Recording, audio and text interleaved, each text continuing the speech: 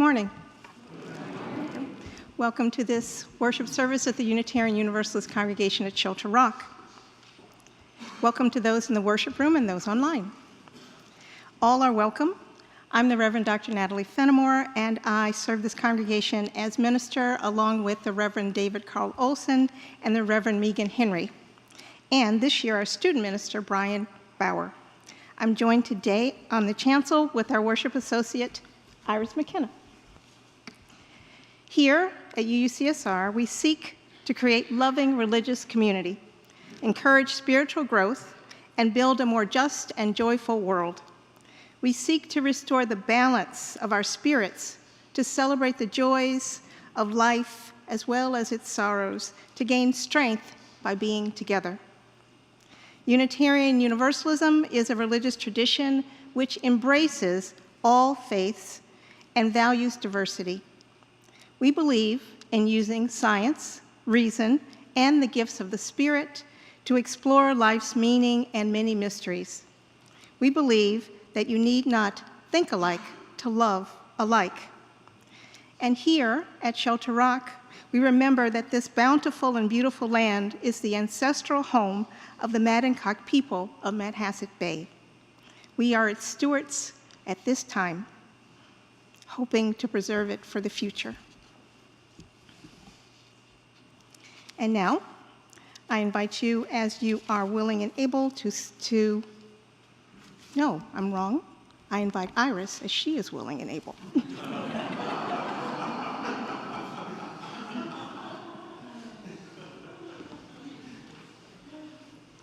We were going to skip a really important part.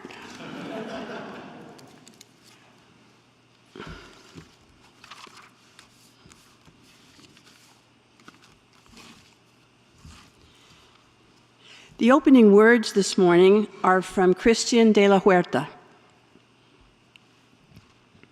We must shine. We must shine now.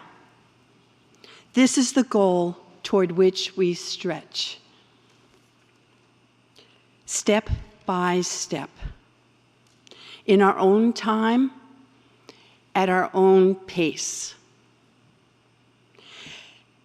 As our beauty unfolds and our hearts open, we become gentler and more compassionate, yet brighter, more empowered, and fearless. We have been holding on, holding back, playing small, hiding our light under a bushel. Enough of that. It is time to let go. We are needed now. All of us together. All those who feel a calling to be who we are to the fullest, to make a difference, to give it all we got. Let us shine now.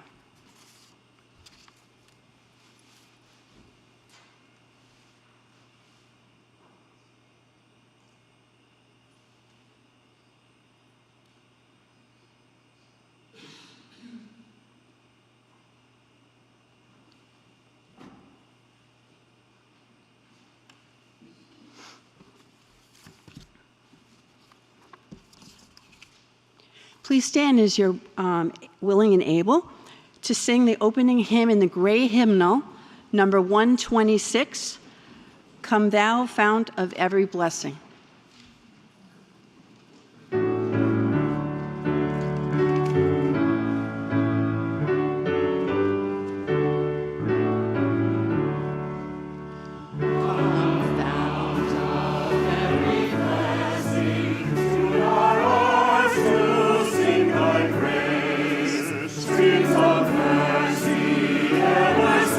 Sing, oh, what songs of loudest praise.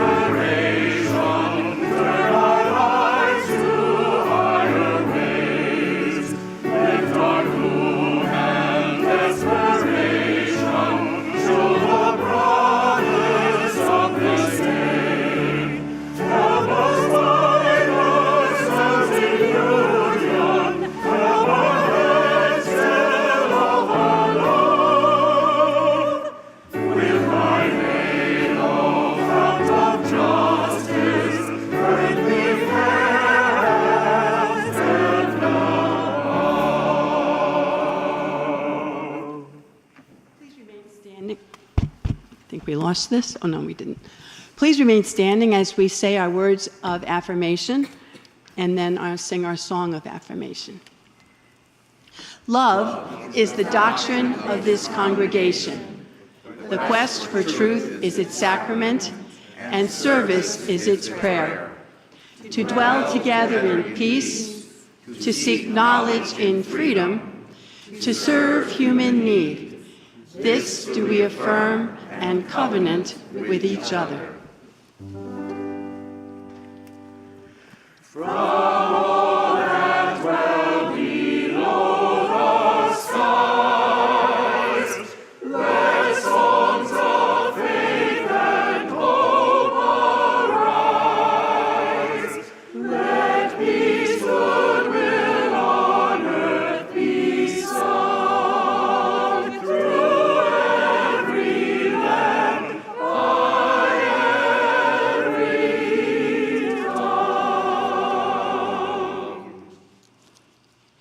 Please be seated.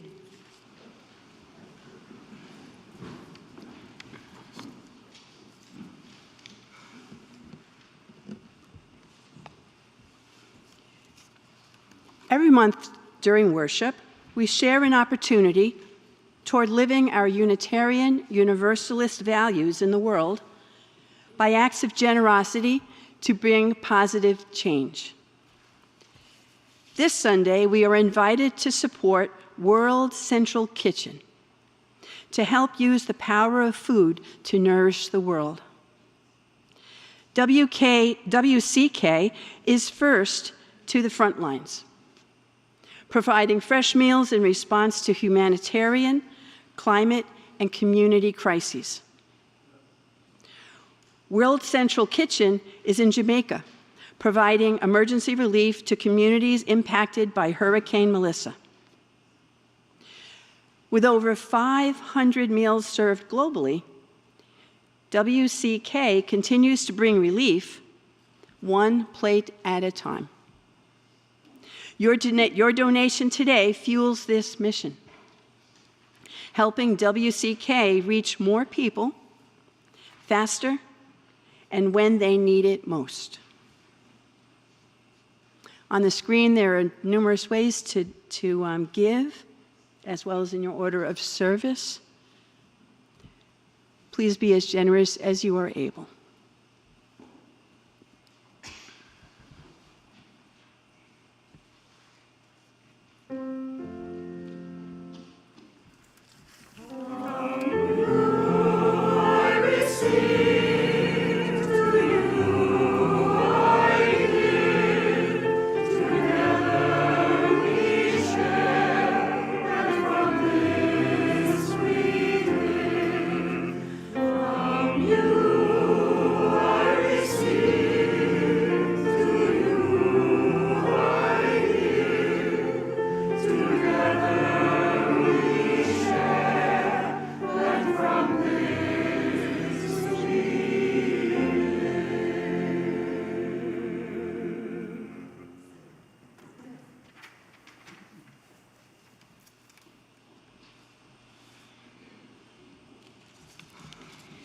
We'll now have a moment of silence, reflection, prayer. A needed moment, a very much needed moment. Our hearts are heavy with the cares of the world, war and rumors of war. And our names, Venezuela, Nigeria, and Syria have been bombed in our names. Iran and Greenland are threatened in our names. There is concern for our own country. Renee Nicole Good was killed by Immigration Customs Enforcement agents in Minneapolis. Others have been shot in Portland this last week. This further escalates the fear for many, especially those in immigrant communities. The schools were closed in Minneapolis because immigration agents had taken up locations outside the schools. The children were afraid. Their families were afraid. We grieve for the family of Renee Nicole Good because it does not matter which side you are on in this issue. A human life was taken. A family is grieving. Children are without their mother. No matter where you sit on this issue, we must grieve the loss of human life. We must try to prevent the loss of human life. We must try to prevent the fear that children are forced to experience.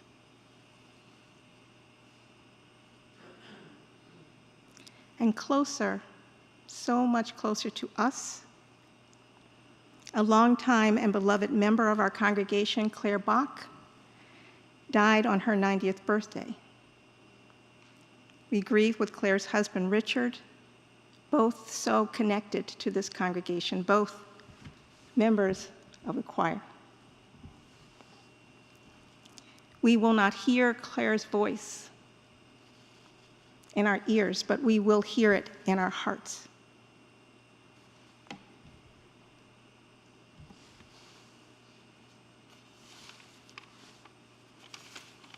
So we sit with all this. I offer this prayer from Bernadette Burns. For the joyful, may jubilant songs echo in our hearts well beyond fading memories. For the sorrowful, may gentle songs of solace bring lasting healing to our hearts and minds. For the angry, may we join our voices together in songs of protest and hope. For the mindful, may we sing the praises of earth's beauty and honor the unique songs of all beings. For all of us here in our community, in our world, may we sing to the morning and the evening stars as they guide our journeys.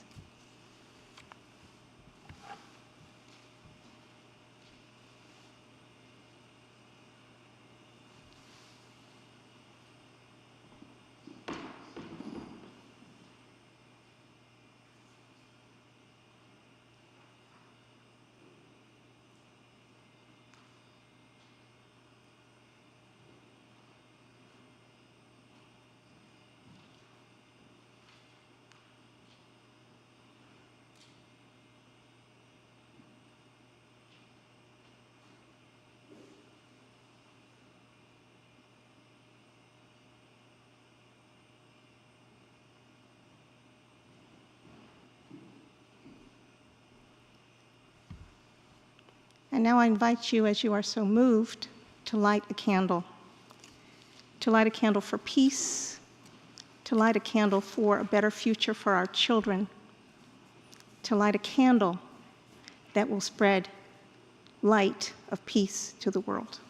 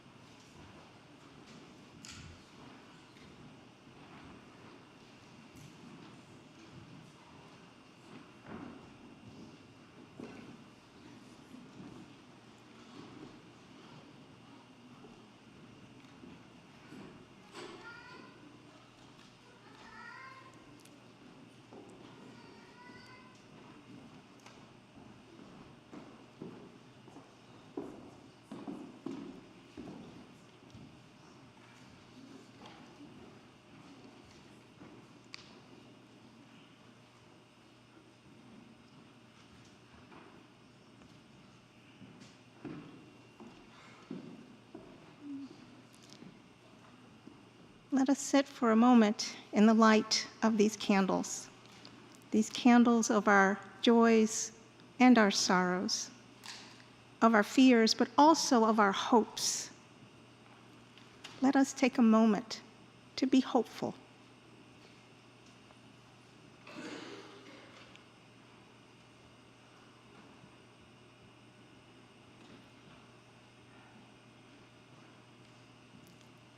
And now I invite you, as you are willing and able, to stand for hymn number 168, One More Step.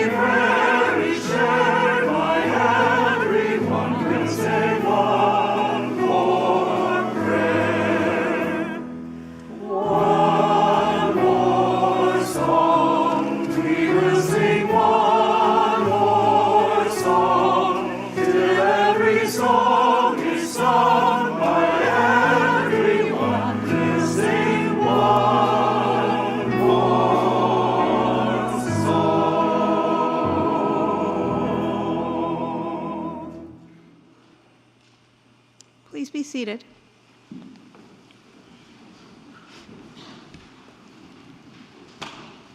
I offer you this reading by Clyde Grubbs, a Unitarian minister. Source of life, we have been given time to measure our days. What are we to make of these times in which we live and love and have our being? The road of history has been long, full of both hope and disappointment. There have been wars and rumors of wars, violence and exploitation, hunger and homelessness and destruction. We know that we cannot continue to live in the old way. We must make a change, seek a new way, a way leading toward peace with justice and a healthy planet. Creative Spirit, you have given a vision for the good, and we yearn for a new way. But where are we to find the courage to begin to work for this new beginning? We wonder what is required of us. We think of the prophets, women, and men who gave voice to unpopular opinion, who made personal sacrifices, sometimes their lives, for the sake of justice. May we be inspired and renewed by the courage of these witnesses. Let them empower us to work for this vision.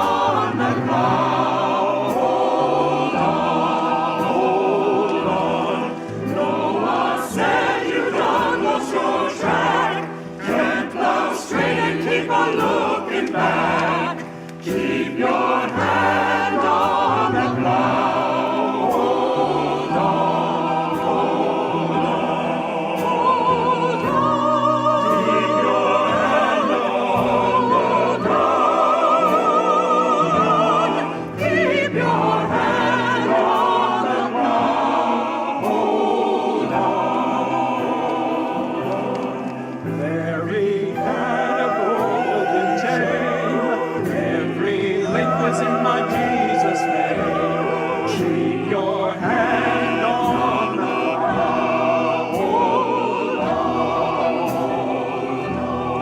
Keep on the plow and don't you tie. Every round goes higher and higher. Keep your hand on the plow. Hold on. Hold on. Hold on. Keep your hand on the plow. Hold on. Hold on. Want to go to heaven? I'll tell you how. Keep your hand on the gospel plow. Keep your hand on the plow. Hold on. I was blind and could not see. Jesus opened my eyes for me. Keep your hand on the plow. Hold on. Hold on. Hold on. Keep your hand on the plow. Hold on. Keep your hand on the plow. Hold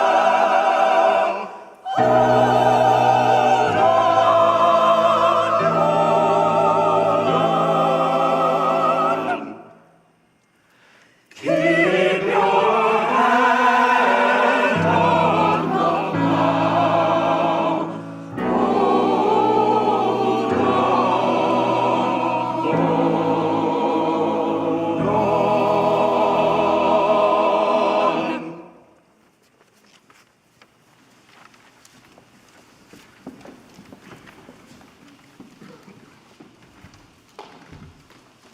Thank you, choir.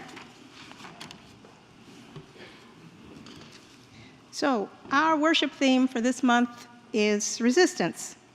Now, in talking with staff and lay leaders about this, how to talk about this theme, there was a problem.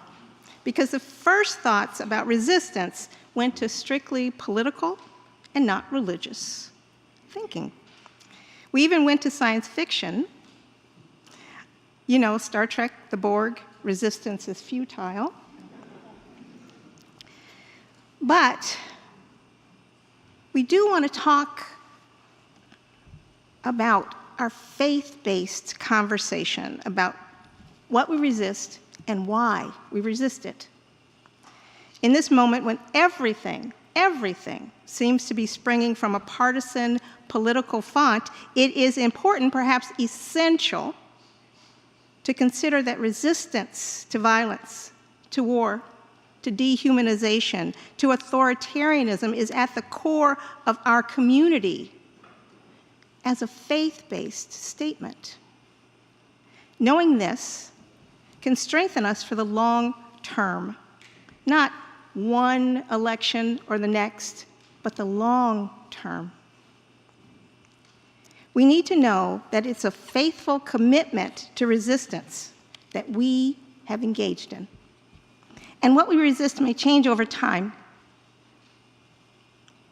Douglas Otani has written that in this political moment, there should be theology.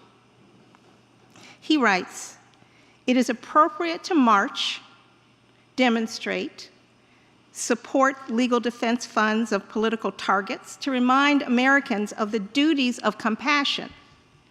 But much of what's at stake today also calls for appeals to foundational visions of human life that help us to understand the basis of institutions in our democracy." Otani goes on to remind us that John Lewis, activist, congressman, and minister, met the crisis of racial justice with a moral stance firmly rooted in a vision of life before God that answered foundational questions. Why is discrimination wrong? Why do all people have a right to human dignity? According to Lewis, because we are all children of the same Creator. Why should we struggle for and participate in the work of justice? Again, Lewis says, because our destiny is to remember that we are all a spark of the divine. Why should we clothe ourselves in the revolutionary work of nonviolent resistance against evil? Because our calling is not to defeat opponents, but to manifest a beloved community of reconciliation. Lewis showed that public moral crises demand more than calls for action. They also call for appeals to the most complete accounts of life as we know it. All that John Lewis and his contemporaries struggled for has, of course, not been achieved. But still, resistance is not futile. While perhaps every day, or even every other minute, it does seem that it is beyond our control to resist the humane actions we see, James Baldwin reminds us of this: nothing is fixed. Forever and ever and ever, it is not fixed. The earth is always shifting. The light is always changing. The sea does not cease to grind the rock. Generations do not cease to be born, and we are responsible to them because we are the only witnesses they have. The sea rises, the light fails, lovers cling to each other, and children cling to us. The moment we cease to hold each other, the moment we break faith with one another, the sea engulfs us and the light goes out. Yes, as Baldwin reminds us, we must hold on to each other and know that things can and will change. They are not fixed. This moment is not all that there will be. So how might we influence the direction of change is our question. Not that will there be change, there will be change. How might we influence the direction of that change? It is not enough to call for resistance. We cannot have positive power based only on what we are against, built only on what we say no to. What is it that we choose to say yes to? What is it that we choose to welcome? We must resist some things, some actions, some beliefs because they are not compatible with what we choose, and what we choose to welcome is love. What does our faith say then about what we resist and about what we welcome? When I was in seminary, minister graduate school, there was a lot of conversation, as you might imagine, about how to read religious text. I was at a United Methodist seminary, so most of the conversation was about the Bible. How do you read the Bible? How do you tell if this book is saying something to you? Is it saying something to you about how to live? How do you know if a religious leader uses this book to tell you something that is not true? How can you judge the meaning of the text? One professor said this to us: you are going to decide what the central message of the text is. And then you're going to find yourself reading everything through that central message. He went on to say that for him, he was clear, the central message of the Bible is love. Love your God, love your neighbor as yourself, love creation. So when he read the Bible, he read it through that message and rejected interpretations that did not fit that central message. Unitarian Universalists have also chosen love as the center of our values. We have declared that love is a verb, an action word, as we used to tell the kids.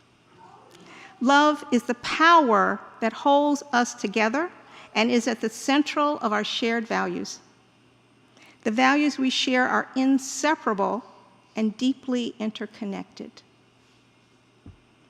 We honor the interdependent web of all existence and our human place in this web. We believe that all of us are sacred beings coming from diverse cultures, experience, and theology. We work for a world where all are welcome and all can thrive. We believe that we must adapt to a changing world. Love asks us to cultivate a spirit of gratitude and hope. Love demands that we have empathy.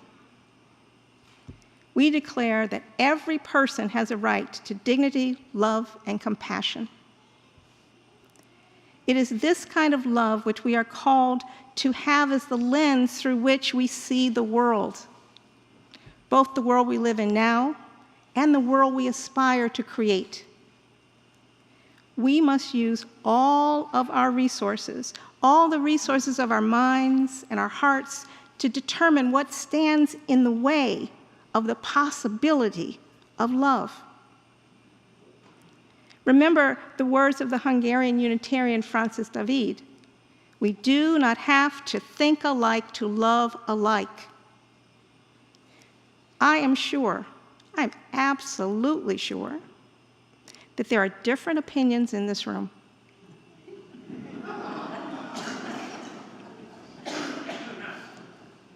I see you agree.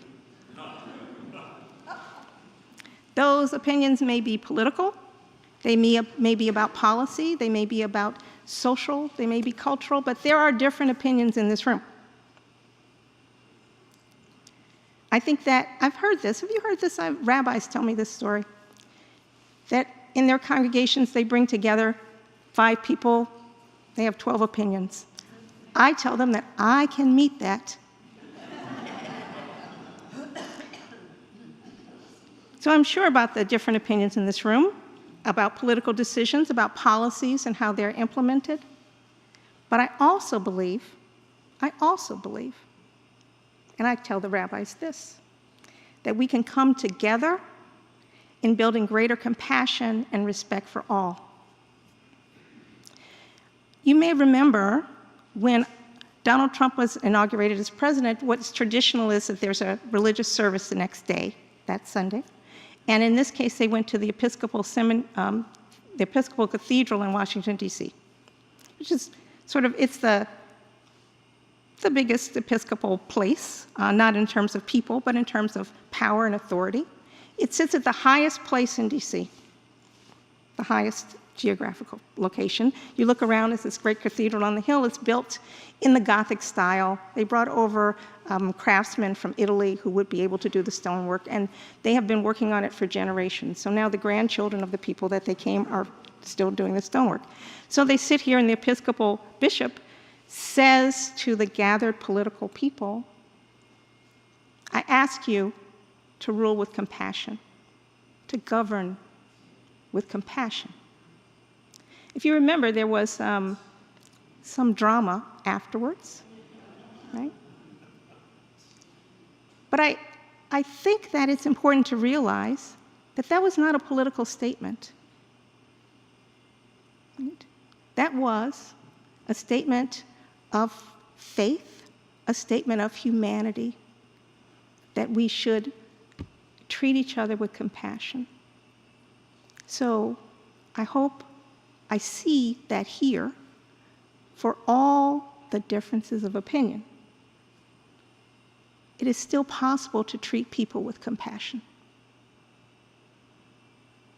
It is still possible to lead with love. We must lead with love. There are no countries and no people who are garbage. And so we resist that which does not center love. That resistance can be made manifest in many ways. Some of those ways may be political, they may be social, they may be cultural. but it should also be theological, ethical, philosophical. In prayer, in reflection, in meditation, with humility, in community, we must reach out to others to join us in the journey that is both a journey of resistance and a journey of welcome. Some days the actions of resistance can be heavy. Some days resistance may seem impossible, fruitless. But remember the words of Margaret Mead: never doubt that a small group of thoughtful, committed citizens can change the world. Indeed, it's the only thing that ever has. Remember that you can lean into what you welcome. When you are tired, you can lean into what you're welcome. So I ask you to resist despair and welcome joy. Resist oppression and welcome justice. Resist apathy and welcome participation. Resist fear and welcome courage. Resist exhaustion and welcome rest. Resist isolation and welcome community. And remember to bring what is hidden into the light. We can resist the darkness all around us, for there is darkness in this time that does need to be resisted. There will be darkness in every time that needs to be resisted. It has been so in every age. It will be so now and again. Yet, there is also light, light which we can bring into being, light which only we can bring into being. Peace, justice, compassion, and beloved community which we can bring into being. There is light which we can welcome. We need to stay together in community to find that light and to nourish it into a glowing flame. May that flame last forever. May we welcome love. May it be so. Amen.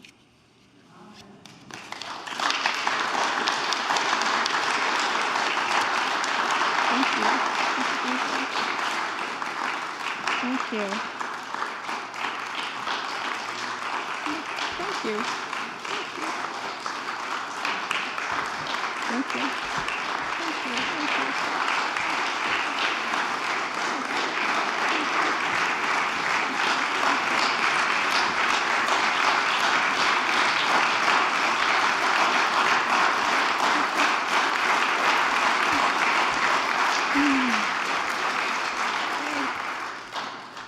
Let us sing our closing hymn, number 162, "Gonna Lay Down My Sword and Shield."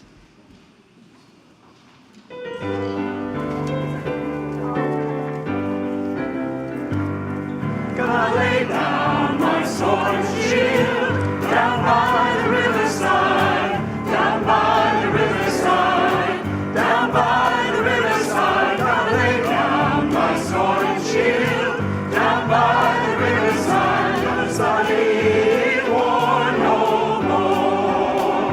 I ain't gonna study war no more. I ain't gonna study war no more. Ain't gonna study war no more. Ain't gonna study war no more. Ain't gonna study war no more. Ain't gonna study war no more. Gonna lay down my burden down by the riverside, down by the riverside, down by the riverside. Gonna lay down my burden down by the riverside. Gonna study war no more. I ain't gonna study war no more. I ain't gonna study war no more. Ain't gonna study war no more. I ain't gonna study war no more. Ain't gonna study war no more. Ain't gonna study war no more. Gonna shake hands around the world. Everywhere I roam, everywhere I roam, everywhere I roam. Gonna shake hands